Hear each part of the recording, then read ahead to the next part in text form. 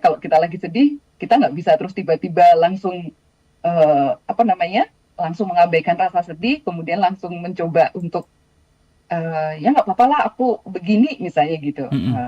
Aku lebih mending nih daripada temen gitu.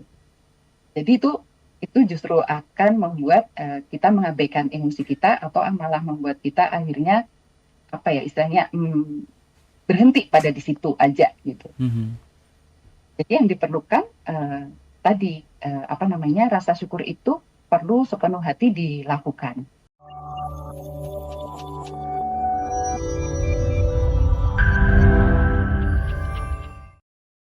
Cara kerja syukur. Nah, sebetulnya seperti apa, Mbak? Cara kerja syukur ini sampai kemudian bisa menimbulkan efek senang, efek bahagia dalam diri seseorang, Mbak. Tadi sebenarnya saya senang banget loh dengar Mas Yudi ini waktu bilang apa kita mulai bersyukur dengan kita punya keluarga mungkin ya, kita punya hal-hal di sekitar kita. Nah, sebenarnya itu adalah sebuah apa ya? Sebenarnya itulah definisi syukur gitu, bahwa kita mampu melihat hal-hal yang berharga di sekitar kita Mhm. dan kita mampu mengungkapkannya gitu. Mhm. Mhm. Jadi itulah sebenarnya bersyukur itu gitu, menangkap hal-hal yang berharga di sekitar kita dan juga menyadari bahwa itu bisa membuat kita bahagia. Dan ternyata itu bisa dari hal-hal yang kecil ya, Mas Yudi ya. Betul. Jadi, apa namanya? Itulah sebenarnya pengertian dari rasa syukur. Nah, seperti tadi yang sempat kita bahas di awal, bagaimana itu bisa membuat kita membantu kita menyembuhkan karena itu tadi ada perubahan yang terjadi dalam diri kita ketika kita melakukan rasa bersyukur. Mhm. Katakanlah misalnya tadi Mas Yudi nih begitu lihat pantai di belakang saya rasanya senang gitu ya, rasanya bersyukur banget. Katakanlah misalnya Indonesia punya pantai yang sebaik ini gitu, itu pun sudah memunculkan rasa senang gitu. Jadi itulah rasa syukur dan itu proses yang di dalam tubuh kita seperti yang kita obrolkan tadi. Jadi ada perubahan hormon yang membuat suasana hati kita berubah, kemudian emosi kita juga menjadi lebih positif gitu yang terjadi dan itulah cara kerjanya syukur gitu.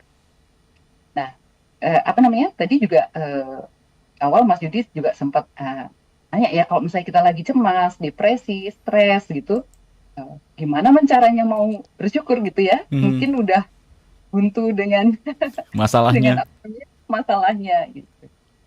Nah, jadi kalau waktu katakanlah kita sedang sedih atau kita sedang stres gitu ya, Mas Yudi, kita tetap harus mengakui kondisi itu.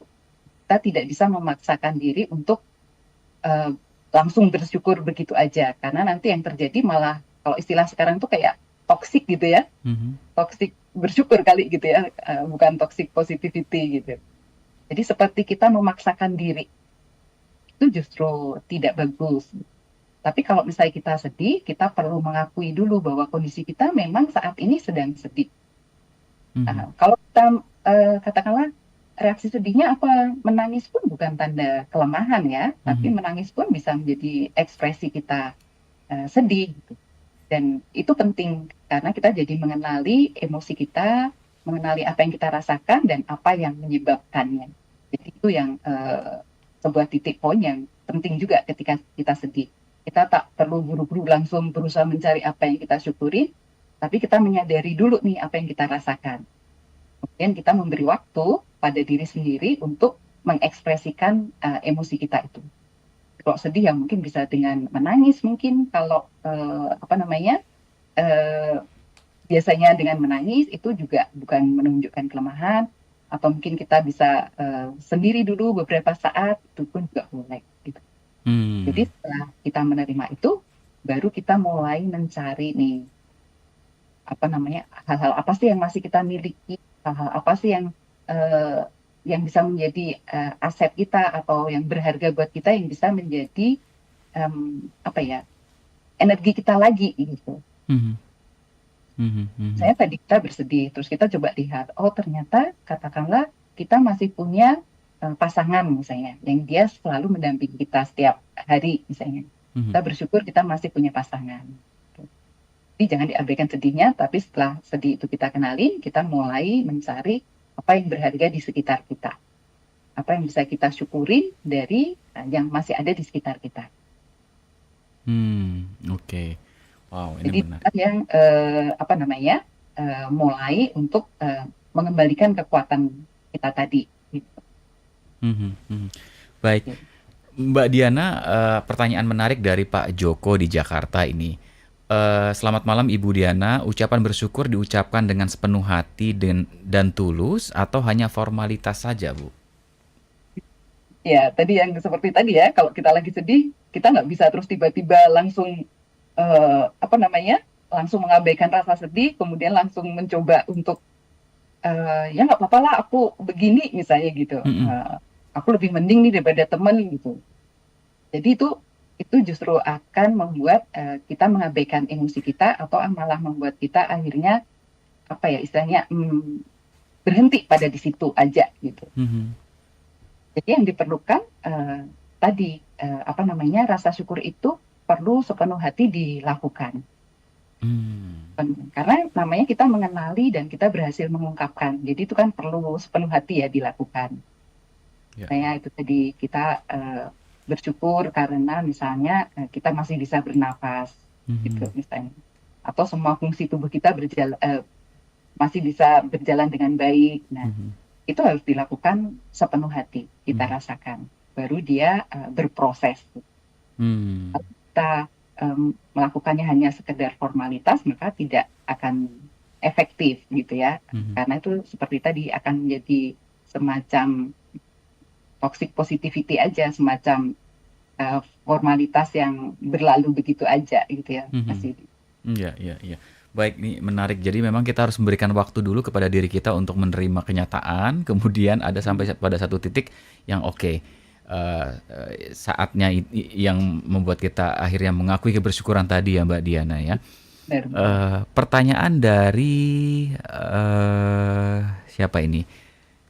Sebentar, namanya adalah Rini. Mbak Rini, selamat malam Mbak Diana dan Mas Yudi. Saya kalau merasakan stres yang saya merasakan sakit kepala, tapi betul sekali kata Mbak Diana, dengan bersyukur atau bahasa Jawanya pasrah dengan cara beribadah, sholat, berdoa, pasrah kepada Yang Maha Kuasa. Setelah itu saya merasakan ringan pikiran saya dan saya juga usahakan untuk rileks dengan jalan-jalan. Terima kasih Oke. tipsnya Mbak Diana gitu. Oke. Jadi bagus banget itu Mas Yudi ya. Jadi Mhm, dia melakukan syukurnya dengan bentuk berdoa gitu ya. Jadi di berdoa itu dia bisa katakanlah apa namanya, walaupun sakit mungkin atau masih ada kondisi yang mungkin belum optimal, tapi dia menemukan hal-hal yang bisa dia syukurin kepada Tuhan misalnya gitu. Atau ketika dia berjalan-jalan, dia bisa menikmati sekitarnya, misalnya dia berjalan-jalan di katakanlah di lapangan gitu ya, mhm. dia bisa sambil main pool, melihat sekitarnya, dan bersyukur nih masih bisa berjalan, masih bisa merasakan apa mungkin kalau tidak pakai sepatu masih bisa merasakan rumputnya, lapangannya gitu. Jadi itu bagus banget gitu. Mhm, mhm. Eee, Perbedaan bersyukur tadi Mbak, Rini menyebutkan kata pasrah. Jadi Mm, udah betul-betul memasrahkan semuanya kepada Tuhan. Dengan bersyukur ini seperti apa ya kira-kira Mbak Diana, korelasinya?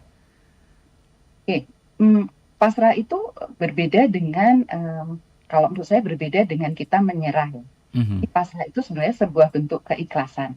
mhm, Seperti kita mengenali, oh oke, apa namanya, saat ini kondisi saya seperti ini. Kita menerima gitu. Itu menurut saya sebenarnya pasrah. Jadi kita seperti ikhlas menerima apa yang sedang terjadi saat ini. mhm, Tapi kalau menyerah berbeda ya. Dia akan semacam eh, merasa tidak berdaya gitu. Tapi kalau pasrah itu kita ikhlas menerima kondisi yang kita alami. Nah, begitu kita pasrah, kita menerima dengan ikhlas, maka kita baru akan bisa melihat nih eh, hal-hal apa saja yang berharga sebenarnya di sekitar kita. Karena kita sudah tidak terbebani lagi kan dengan rasa tidak berdaya tadi. mhm. Kita akan mulai melihat untuk bisa move on, untuk bisa berubah, apa nih yang bisa kita lakukan. Mmm, Itu pasrah tadi. mhm, mhm, mhm. Makanya mungkin akhirnya dari sisi fisiknya tadi yang dirasakan dia jadi merasa lebih enteng gitu ya. Tadi Mhm, kalau nggak salah Mbak siapa tadi Mbak ya, Rini, mhm. Mbak ini. Jadi begitu dia lakukan itu, ternyata berimbas juga ke tubuhnya. Dia jadi merasa lebih enteng, kepalanya juga mungkin jadi lebih ringan gitu. Mhm mhm. Wah, terima kasih nih Mbak Rini untuk sharing-nya ya, ini berharga sekali.